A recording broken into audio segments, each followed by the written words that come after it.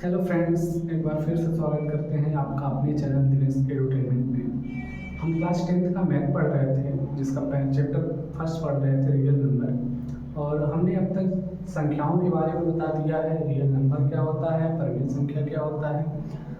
हम ये भी सीख चुके हैं कि दशमलव संख्या को परिमित संख्या में कैसे रूपांतरित करें, कैसे बदलें।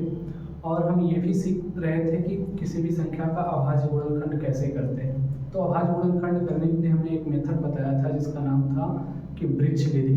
तो उसी को एक बार देख लेते हैं, फिर उसके बाद आगे आने वाले मेथड को समझेंगे। ठीक है, तो क्या हम पढ़ रहे थे कि अभाज्य गुणनखंड करने का वृक्ष विधि, अभाज्य गुणनखंड करने का वृक्ष विधि।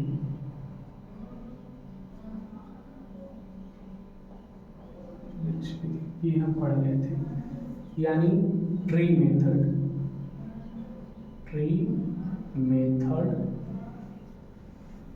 ऑफ प्राइम फैक्टर, ये हम पढ़ रहे थे। इसी को फिर से समझते हैं। जैसे हमें किसी भी संख्या को इस रूप में तोड़ना है कि वो संख्या टूटते टूटते उस कंडीशन में आ जाए कि अंत की सारी संख्या कैसी संख्या हो, अभाज्य संख्या हो। अभाज्य संख्या के बारे में हमने आपको बता दिया था कि ऐसी संख्या जो एक और स्वयं को छोड़कर किसी अन्य संख्या से विभाजित न हो, तो हमें उसी संख्या के रूप में तोड़ना होता है। तो जैसे आइए देख लेते हैं, फिर से एक आध दो सवाल देखते हैं। जैसे अगर हमें कोई कह दे कि 150 का अभाज्य गुणनखंड करो, और किस मेथड से, तो ट्री मेथड से। तो कैसे करेंगे, हमें 150 को गुणे के रूप में लिखना है कि किन संख्याओं का गुणा करने पे 150 आता है। जैसे हम लिख सकते हैं कि 15 और 10, 15 और 10 का गुणा करेंगे तो कितना आएगा, 15 जहाँ में 150। क्या अभी भी ये अभाज्य संख्या है? क्या 15 और 10 अभाज्य है? नहीं है, क्योंकि 10 हम 2 से भी काट सकते हैं, 5 से भी काट सकते हैं। जैसे 15 को 3 से भी काट सकते हैं, 5 से भी काट सकते हैं। तो अभाज्य गुणनखंड का मतलब होता है उसे तब तक तोड़ना है जब तक कि अंत में पूर्ण रूप से अभाज्य संख्या प्राप्त न हो जाए। तो हम क्या करेंगे, 15 को पुनः जो है क्या लिखेंगे, 5 तिहाई 15, और 10 को क्या लिख सकते हैं, तो 2 पाँचे 10। अब आप देखेंगे कि लास्ट में जितनी संख्या मिली है, 5 है, 3 है, 2 है, 5 है, ये सभी की सभी कैसी संख्या है, ये अभाज्य संख्या है। तो इस प्रकार हम 150 के अभाज्य गुणनखंड के रूप में क्या लिखेंगे, जैसे 2 है इंटू 3 है इंटू 5 है इंटू 5 है। इस प्रकार से हो जाता है क्या, किसी संख्या का अभाज्य गुणनखंड। किस मेथड से, तो ट्री मेथड से। ठीक है, आगे देखते हैं। अगर हमें कोई 250 का अगर बोल दे कि अभाज्य गुणनखंड कीजिए, तो हम क्या करेंगे, 250 को तोड़ेंगे दो संख्या के गुणा के रूप में। जैसे क्या लिख सकते हैं, 25 10 में 250। अब अभी भी ये 25 अभाज्य संख्या नहीं है, ये 10 भी अभाज्य संख्या नहीं है। इसे पुनः हम जो है फिर दो संख्याओं में तोड़ेंगे कि ये गुणा के रूप में जो है अभाज्य संख्या आ जाए। जैसे 10 को क्या लिखेंगे, 2 और 5, 2 5 10। 25 को क्या लिख सकते हैं, तो 25 को लिख सकते हैं कि 5 इंटू 5, यानी 5 5 25। अब जो प्राप्त संख्याएं हैं, आप देख सकते हैं कि ये जो 5 है, 2 है, 5 है, ये सब कैसी संख्या है, अभाज्य संख्या है। तो इस प्रकार हम किसी भी संख्या का वृक्ष विधि से क्या कर सकते हैं, अभाज्य गुणनखंड कर सकते हैं। यानी हम 250 को लिख सकते हैं कि 2 इंटू 5 इंटू 5 इंटू 5। ठीक है, कुछ और देख लेते हैं। कुछ और देखेंगे, जैसे अगर हमें करना हो कि 40 का आप अभाज्य गुणनखंड कीजिए, तो हम 40 को कैसे लिख सकते हैं, 8 और 8 5 40। अब देखेंगे 5 तो अभाज्य संख्या है, लेकिन क्या 8 अभाज्य संख्या है, तो कहेंगे नहीं है। तो हम 8 को पुनः क्या लिख सकते हैं, 4 गुना के। फिर हम देखें कि 2 तो अभाज्य संख्या है, लेकिन 4 अभाज्य संख्या नहीं है। तो हम 4 को पुनः फिर तोड़ेंगे, 2 गुणे 2। यानी हम संख्या को तब तक तोड़ते रहते हैं जब तक कि हमें अभाज्य संख्या न प्राप्त हो जाए। यानी हम 40 को क्या लिख सकते हैं, 40 को लिख सकते हैं कि 2 इंटू 2 इंटू 2 इंटू 5। इस प्रकार हम किसी संख्या का अभाज्य गुणनखंड निकाल सकते हैं। किस विधि से? तो ब्रिज विधि से।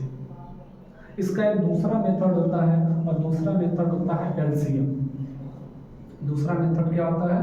वो एलसीएम वाला मेथड होता है। तो आइए उसको भी करके देखते हैं।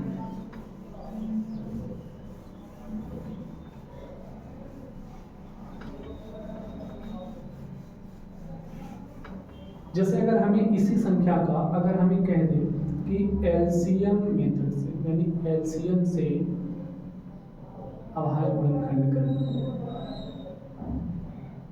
अभाज्य गुणनखंड करें, तो जैसे सेम संख्या अगर हम लेते हैं कि 150 का आप एलसीएम मेथड से अभाज्य गुणनखंड करिए, तो इसके नाम में ही है अभाज्य गुणनखंड। मतलब एलसीएम का मतलब होता है एक तरह से भाग ही देना होता है, भाग देना, और हम भाग उन्हीं संख्याओं से देंगे जो कि अभाज्य संख्या होंगी, जो कि कैसी संख्या होगी? अभाज्य। और आप सीख चुके हैं कि सबसे छोटी अभाज्य संख्या 2, उसके बाद 3, फिर 5, फिर 7, फिर 11, फिर 13। तो इसी क्रम में हम जो है भाग देते जाते हैं कि अगर 2 से भाग दिए, अगर नहीं गया तो 3 से दिए, नहीं गया तो 5 से दिए, नहीं गया तो 7 से दिए। लेकिन हमें जो संख्या लेना है सब के सब कैसी संख्या लेना है? अभाज्य संख्या लेना है। तो अगर हम इसमें देखेंगे कि सबसे पहले ये संख्या क्या 2 से विभाजित होगी? क्या ये संख्या 2 से विभाजित होगी? तो इसकी पहचान है कि अगर उसके इकाई का अंक 2 से कट जा रहा है, अगर इन संख्या के इकाई का अंक यानी फर्स्ट वाला अगर डिजिट 2 से कट जा रहा है, इसका मतलब वो संख्या 2 से कट जाएगी। ठीक है। उसमें अगर हम देखेंगे जैसे 0 में 2 से भाग तो चला जाएगा, इसका मतलब ये संख्या 2 से कट जाएगा। तो अगर हम 2 से काटेंगे तो देखिए 2 7 14, 1 बचा, फिर 0 उतारे तो 10 हो गया, तो 2 5 10। अब ये संख्या क्या 2 से कटेगा? 2 से कटेगा। पहचान क्या बताया है आपको? पहचान बताया है कि अगर इसके इकाई का अंक 2 से कट जाएगा, इसका मतलब वो संख्या भी 2 से कट जाएगा। तो हम देख रहे हैं कि ये 5 जो है 2 से नहीं कटेगा। अगर 5 2 से नहीं कटेगा, इसका मतलब 2 के बाद अब आपको क्या लेना है? तो आपको 3 लेना है। तो अब 3 से चेक करिए क्या ये संख्या कट रहा है? तो 3 गुना के 6, 1 बचा, 5 उतारे 15, 3 5 15 हो गया। अब फिर चेक करिए क्या 3 से ये कटेगा? क्या 3 के टेबल में 25 आता है? तो कहेंगे नहीं आता है। जब 3 से नहीं कटा, 2 से नहीं कटा, 3 से अब नहीं कटा, तो अब किससे ट्राई करेंगे? तो अब 5 से ट्राई करेंगे। तो 5 से जब ट्राई किए तो 5 5 25 हो गया, फिर पुनः 5 से किए तो 5 1 5 हो गया। अब इस प्रकार जो 150 है, उस 150 का अभाज्य गुणनखंड क्या आया? 2 आया, फिर 3 आया, फिर 5 आया, फिर 5 आया। तो ये भी किसी संख्या के अभाज्य गुणनखंड करने की एक दूसरी विधि है। ठीक है। जैसे और भी देख लेते हैं। अगर हमें कोई कह दे कि आप 100 का अभाज्य गुणनखंड कीजिए, तो आप क्या करेंगे? सेम मेथड है कि सबसे पहले आप किससे डिवाइड करेंगे? 2 से। तो 2 5 10, फिर 2 से आप डिवाइड करेंगे तो 2 गुना के 4, 1 बचा, तो 2 5 10। फिर क्या ये 2 से डिवाइड होगा? नहीं होगा। क्या 3 से डिवाइड होगा? तो आप बोलेंगे 3 से भी नहीं होगा। तो अब किससे ट्राई करेंगे? 5 से। 5 5 25, फिर 5 से डिवाइड करेंगे तो 5 1 5। इस प्रकार 100 का जो अभाज्य गुणनखंड हो जाएगा वो 2 × 2 × 5 × 5। आशा करते हैं ये मेथड भी आपको समझ में आया होगा। इसी प्रकार आप जितनी संख्याओं का चाहे उतनी संख्याओं का आप अभाज्य गुणनखंड निकाल सकते हैं। ठीक है। अब क्या होती है, अब आपको ये सारी चीज़ें समझ में आ गया होगा। ठीक है। चलिए एक आध दो और देख लेते हैं। जैसे अगर आपसे कोई कह दे कि आप 500 का अभाज्य गुणनखंड कीजिए, 500 का अभाज्य गुणनखंड कीजिए, तो आप सिंपली क्या करेंगे? आप सिंपली वही है कि आप पहले 2 से डिवाइड करेंगे। जैसे 2 से डिवाइड किए तो 2 गुना के 4, 1 बचा, 0 उतारे तो 2 5 10। फिर 2 से डिवाइड किए, 2 1 2, 2 गुना के 4, 1 उतरा तो हो जाएगा 2 5 10। अब ये क्या जो है 2 से कटेगा? तो आप बोलेंगे 2 से नहीं कटेगा क्योंकि ये 5 जो है 2 से डिवाइड नहीं है। तो 3 से ट्राई करिए, क्या 3 से कटेगा? तो 3 चौक के 12, लेकिन ये फिर 3 से नहीं कट रहा है। इसका मतलब कैसे कटेगा? 5 से। 5 गुना के 10, 2 बचा, फिर 5 5 25, फिर 5 से डिवाइड करिए तो 5 पाँचे 25, फिर 5 से डिवाइड करेंगे तो 5 एकम 5। इस प्रकार 500 का अभाज्य गुणनखंड भी कितना हो जाएगा, 2 इंटू 2 इंटू 5 इंटू 5 इंटू 5। तो आप इस प्रकार से किसी भी संख्या का अभाज्य गुणनखंड कर सकते हैं। अब आइए अब कुछ और मेथड देखते हैं। वृक्ष विधि में ही देखते हैं कि लुप्त संख्याओं को कैसे ज्ञात करते हैं। वृक्ष विधि में ही देखते हैं कि हम लुप्त संख्याओं को कैसे ज्ञात करते हैं। यानी है कि लुप्त संख्या ज्ञात करना, लुप्त संख्या ज्ञात करना।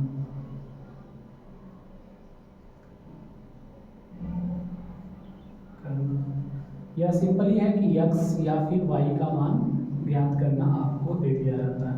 यानी कोई एक वृक्ष वाली सवाल देता है जिसमें कोई x और y आ जाता है, तो उन x और y का आपसे क्या पूछता है, मान पूछता है। जैसे क्या दे देगा आपसे अगर दे देगा मान लीजिए 50, और यहाँ आपको दे दिया क्या है x, और यहाँ आपको दे दिया 10 है, और यहाँ दे दिया 2 है, और ये क्या है y है। और आपसे इस सवाल में पूछेगा कि x का मान और y का मान कितना है। तो आप सिंपली आप जान चुके हैं, आप ये चीज़ समझ चुके हैं कि हमेशा सवाल को आप नीचे से हल करेंगे। कहाँ से हल करेंगे, नीचे से हल करेंगे। तो आप देखेंगे कि कोई भी यहाँ पे फैक्टर टूटता है, इसका मतलब है कि इस फैक्टर का आपस में गुणा करेंगे तो यही वाली संख्या आएगी, यही वाली संख्या आएगी। तो आप जब नीचे से सवाल को सॉल्व करेंगे, यानी जब ऐसे करेंगे कि 2 इंटू वाई इक्वल कितना आना चाहिए, तो इक्वल आपका 10 आना चाहिए। यानी y का मान कितना हो गया, तो y का मान हो गया आपका, इधर मल्टीप्लाई है उधर जाएगा तो क्या हो जाएगा डिवाइड, यानी 2 5 10। तो y का मान कितना आ गया, 5 आ गया। उसी प्रकार अगर आपको x का मान निकालना है तो आपको पता है कि इसका जो भी मल्टीप्लाई होगा वो ऊपर वाली संख्या होगा। इसका जो भी मल्टीप्लाई होगा वो कौन होगा, वो ऊपर वाली संख्या होगा। इसका मतलब है कि x इंटू अगर 10 करते हैं तो क्या आएगा, वो 50 आएगा। और यदि x का मान आप निकालते हैं तो 50 अपान कितना हो जाएगा, 10 हो जाएगा। तो 0 से 0 कैंसिल हो गया, तो x का भी मान कितना आ गया, 5 आ गया। इस प्रकार से हम वृक्ष विधि में किसी भी लुप्त संख्या को ज्ञात कर सकते हैं। ठीक है, और भी सवाल देख लेते हैं, जिससे कुछ और सवाल है। मान लेते हैं यहाँ पे 250 है, ठीक है, और यहाँ पे अगर हम लिख दें ये 25 है और ये 10 है। यहाँ पे 5 इंटू एक्स है, मतलब 5 और x है, और यहाँ पे 2 इंटू वाई है। और आपसे कह दिया कि आप x और y का क्या बताइए, मान बताइए। तो x और y का मान निकालने के लिए आपको क्या करना है, बोले हैं कि नीचे से आपको सॉल्व करना है, नीचे से आपको सॉल्व करना है। सॉल्व कैसे करना है, ये संख्या का जो भी फैक्टर है, मतलब इसका अगर मल्टीप्लाई करेंगे तो यही संख्या हमें प्राप्त होगा। यदि हम इनका मल्टीप्लाई करेंगे तो हमें यही फैक्टर हमें प्राप्त होगा। जैसे अगर हम 5 इंटू एक्स करते हैं तो हमारा क्या आना चाहिए, तो हमारा 25 आना चाहिए। तो इस प्रकार से अगर हमें x का मान चाहिए तो यहाँ से अगर मल्टीप्लाई है उधर जाएगा तो क्या हो जाएगा, ये डिवाइड हो जाएगा, यानी 5 5 25, यानी x का मान कितना आ गया, 5 आ गया। ठीक है, उसी प्रकार अगर यहाँ 2 है और ये y है तो 2 इंटू वाई का मान कितना आना चाहिए, 10 आना चाहिए।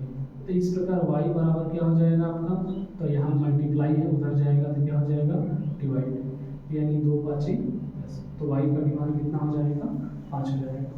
इस प्रकार से आप एक ट्री मेथड में लुप्त संख्याओं को या x और y को ज्ञात कर सकते हैं। ठीक है, अब देखते हैं कुछ अन्य मेथड देखते हैं। जैसे अन्य मेथड क्या होता है कि आपसे कुछ संख्या देता है और संख्या देके पूछता है कि सिद्ध कीजिए कि ये परिमेय संख्या है। देता है कि सिद्ध कीजिए कि ये क्या है, ये परिमेय संख्या है। ठीक है, उस तरह का आपसे सवाल पूछता है। सवाल आता है कि सिद्ध करना कि दिया गया संख्या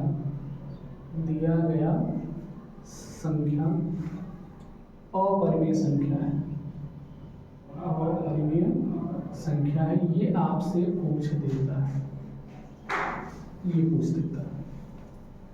ठीक है, जैसे आपसे अगर सवाल दे दिया कि सिद्ध कीजिए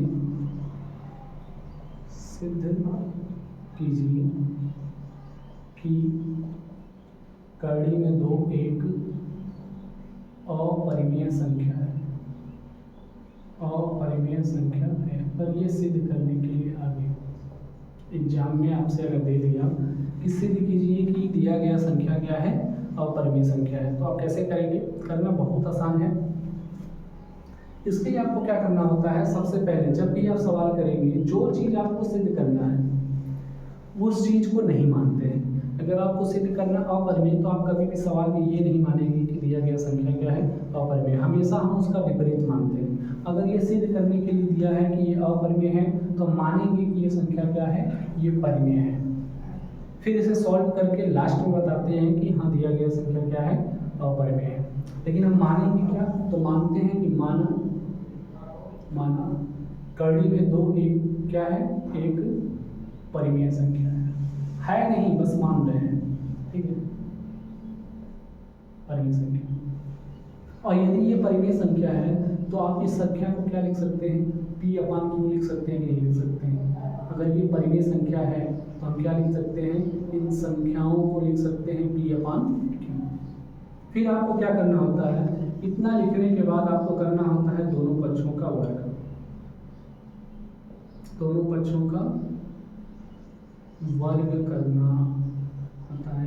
वर्ग करने पर, और जब वर्ग करेंगे तो √2 का स्क्वायर और इधर क्या हो जाएगा, P/Q का स्क्वायर। स्क्वायर जब होता है तो रूट हट जाता है, किसी भी रूट का अगर हम स्क्वायर करते हैं तो रूट क्या होता है, हट जाता है। ठीक है, तो इस प्रकार हम √2 का स्क्वायर करेंगे, रूट हट जाएगा, केवल क्या आएगा, 2 आएगा। फिर इसको हल करेंगे तो P का स्क्वायर और क्या हो जाएगा, ये Q का स्क्वायर। फिर आपको क्या सॉल्यूशन करना होता है, P स्क्वायर जस का तस लिखना होता है और इसका इसमें मल्टीप्लाई हो जाता है, यानी 2Q का स्क्वायर। फिर इसमें एक स्टेटमेंट लिखते हैं। अगर बताइए, अगर इस Q स्क्वायर में 2 का मल्टीप्लाई है तो क्या ये P स्क्वायर 2 से कटेगा कि नहीं कटेगा? जाहिर सी बात है, अगर P स्क्वायर है और ये किसी Q स्क्वायर के बराबर है लेकिन उसके अंदर 2 का मल्टीप्लाई है, इसका मतलब है कि P स्क्वायर का जो भी मान आएगा वो 2 से डिवाइड होगा या नहीं होगा? तो आप बोलेंगे होगा। क्यों? क्योंकि इसमें पहले से ही 2 है। Q का मान कुछ भी रहे, मान लेते हैं Q का मान अगर 5 है, तो हम जैसे ही 2 का मल्टीप्लाई करेंगे क्या आएगा, 10। तो ये क्या 10 2 से डिवाइड है कि नहीं है? तो आप बोलेंगे है, क्योंकि जिस चीज़ का मल्टीप्लाई होता है वो उस चीज़ से डिवाइड होता है। अगर इसमें 2 से मल्टीप्लाई है, इसका मतलब ये P का मान जो भी आएगा इस Q में 2 का गुणा करने से ही आया है। इसका मतलब क्या है कि P स्क्वायर लिखेंगे कि चूंकि P स्क्वायर 2 से विभाज्य है, 2 से विभाज्य है, तो P भी 2 से विभाज्य होगा। अगर P स्क्वायर 2 से विभाज्य है तो P भी 2 से विभाज्य होगा। और जब इतना आप कर लेते हैं तो आपका क्या काम है कि अगर P स्क्वायर 2 से विभाज्य है तो यानी P भी 2 से क्या होगा, विभाज्य होगा। अब आपको P के स्थान पे इस 2 को तो रखना ही है। अब कितनी बार जाएगा, मान लेते हैं कि हम भागा तो दे रहे हैं, इस 2Q स्क्वायर में हम 2 से भागा तो दे रहे हैं, लेकिन हमें मालूम नहीं रहे कितनी बार जाएगा। इसे मान लेते हैं ये 50 आया, मान लेते हैं कि ये 50 आया, तो यहाँ 2 से भाग दिए तो 10 आ गया। अभी हमें 10 यहाँ पे पता चल रहा है, लेकिन यहाँ नहीं पता चल रहा है कि P स्क्वायर में 2 से भाग देंगे तो कितना आएगा, तो वही मान लेंगे C आता है, वही मान लेंगे कितना आता है, C आता है। तो जो भी अगर यहाँ 2 से विभाज्य होगा तो 2C, 3 से विभाज्य होगा तो 3C, 4 से विभाज्य हो गया तो 4C, ऐसे करते हैं। ठीक है, यानी इस P के स्थान पे हम क्या लिख देंगे, 2C। और फिर पुनः जहाँ P है वहाँ क्या रखेंगे, 2C, यानी यहाँ पे रखेंगे 2C और इसका क्या हो जाएगा, स्क्वायर, और यहाँ लिखेंगे 2 और यहाँ लिखेंगे Q। इसको सॉल्व करेंगे तो 2 का स्क्वायर क्या आएगा, 4 आएगा, C का स्क्वायर क्या हो जाएगा, C स्क्वायर, और यहाँ हो जाएगा 2 और ये हो जाएगा Q स्क्वायर। ठीक है।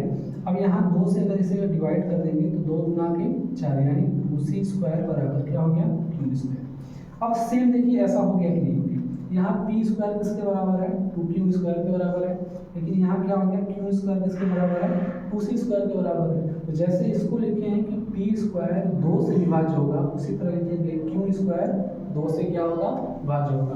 तो अगले स्टेप में यही लिखते हैं कि चूंकि क्यू स्क्वायर 2 से विभाज्य है तो Q भी 2 से विभाज्य होगा।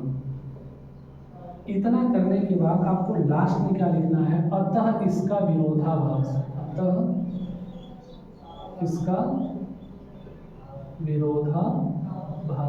यानी इसका विपरीत, जो हम माने थे उसका उल्टा। अतः इसका विरोधाभास कड़ी में 2 एक अपरिमेय संख्या है।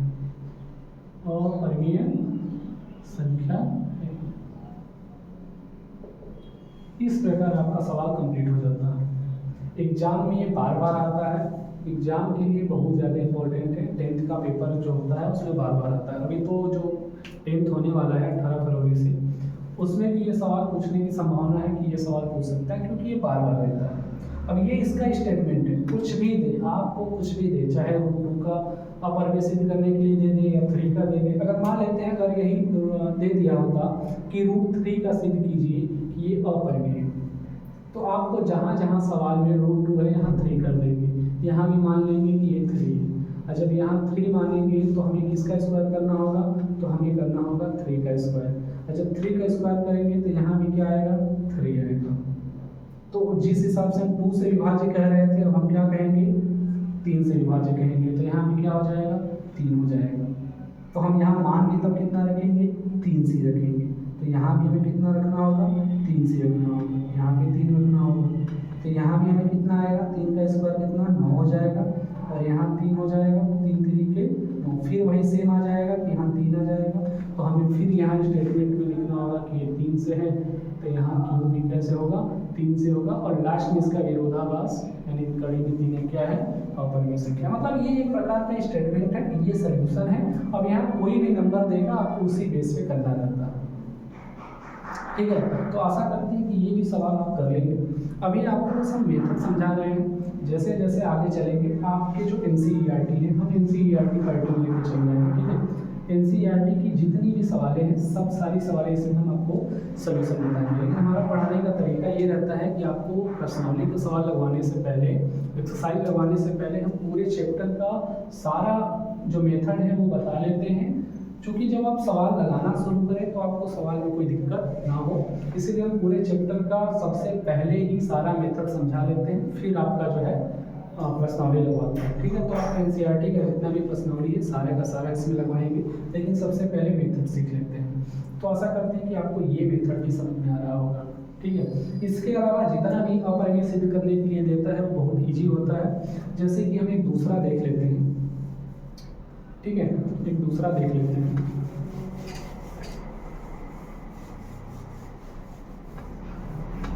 जैसे अगर ये सवाल ऐसे कहता कि 2 कड़ी में 3 एक अपरिमेय संख्या है, तो ये इजी तरीके से हो जाएगा। जैसे हम सेम वैसे ही मानेंगे कि माना 2 कड़ी में 3 एक परिमेय संख्या है, और यदि ये परिमेय संख्या है तो 2 कड़ी में 3 को हम क्या लिख सकते हैं P/Q, इतना लिख सकते हैं P/Q। और ऐसे सवालों में हमें स्क्वायर नहीं करना होता है। जब भी इस कड़ी के अलावा कोई संख्या प्लस में, माइनस में, इनटू में अगर दे दिया हो तो हमें इसका स्क्वायर नहीं करना होता। जैसे पिछली बार में स्क्वायर करना पड़ता था, इसमें स्क्वायर करना नहीं पड़ता। इसमें क्या करना पड़ेगा, रूट को छोड़कर, इस रूट वाली संख्या को छोड़कर जितनी भी संख्या है सबको आपको क्या करना है P/Q के साइड भेज देना है। चाहे प्लस से माइनस हो, माइनस से प्लस हो, डिवाइड से इंटू हो, इंटू से डिवाइड हो, उस रूप में भेज देना है। तो हम देखेंगे कि यहाँ इंटू है इधर जाएगा तो क्या हो जाएगा, डिवाइड हो जाएगा, यानी ये पी अपन कितना हो जाएगा, 2 हो जाएगा। अब आप देख रहे हैं, आप सीख चुके हैं कि कड़ी में 3 क्या है, ये अपरिमेय है। अब पी अपन क्यू क्या है, ये परिमेय है। तो कोई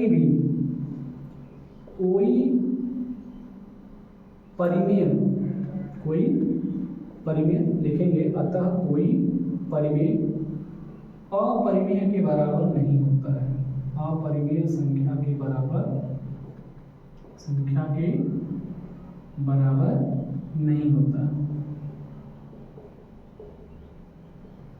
इसका मतलब है कि कड़ी में 3 कभी भी P/2Q के बराबर नहीं होगा, क्योंकि कड़ी में 3 क्या है, ये अपरिमेय संख्या है, जबकि P/2Q क्या है, ये परिमेय संख्या है। इसलिए कोई भी अपरिमेय परिमेय के बराबर नहीं होता है। अतः हम कह सकते हैं, अतः 2 कड़ी में 3 एक अपरिमेय संख्या है। बताइए ये इजी है कि नहीं, पिछले वाले से इजी है कि नहीं, बहुत इजी है, क्योंकि उसमें तो स्क्वायर करना पड़ता था, आपको कुछ स्टेटमेंट लिखना पड़ता था, इसमें बस सिंपल ही है। ठीक है, इसमें बहुत सिंपल है। जैसे अगर और सवाल को देखें, ठीक है, अगर आपसे कह दें जितना भी सवालें हैं आप इसका नोट्स बनाइए, करिए, खुद भी सॉल्यूशन करिए। ठीक है, अगर कोई चीज़ें आपको समझ में नहीं आती है तो उसे कमेंट में पूछिए। ठीक है, अगर आपको कुछ नहीं आ रहा है तो आप कमेंट बॉक्स में पूछिए, कुछ समझाने में दिक्कत है तो, या आपको समझ नहीं आ रहा है तो आप पूछ सकते हैं। देखिए, जैसे अगर आपको कुछ और आ जाए कि सिद्ध कीजिए कि 2 + 3 × 2 एक अपरिमेय संख्या है, अगर ये सवाल आ गया तो आपको बस ये देखना है क्या ये सिंगल कड़ी है, मतलब क्या ऐसे सवाल है जिसमें केवल एक कड़ी दिया है, कोई भी संख्या न प्लस में है न माइनस में है। अगर वो सिंगल कड़ी है तो आपका जो सबसे पहला मेथड बताए थे स्क्वायर करने वाला, उस नियम से होगा। ठीक है, लेकिन अगर उनके अलावा कुछ भी इसमें चाहे प्लस में आ जाए, इंटू में आ जाए, माइनस में आ जाए, कुछ भी आ जाए, आपको इसी मेथड से करना है। क्या करना है, रूट वाली संख्या को छोड़ के बकाया जितनी संख्या है उसको कहाँ भेज देना है, P/Q के साइड भेज देना है।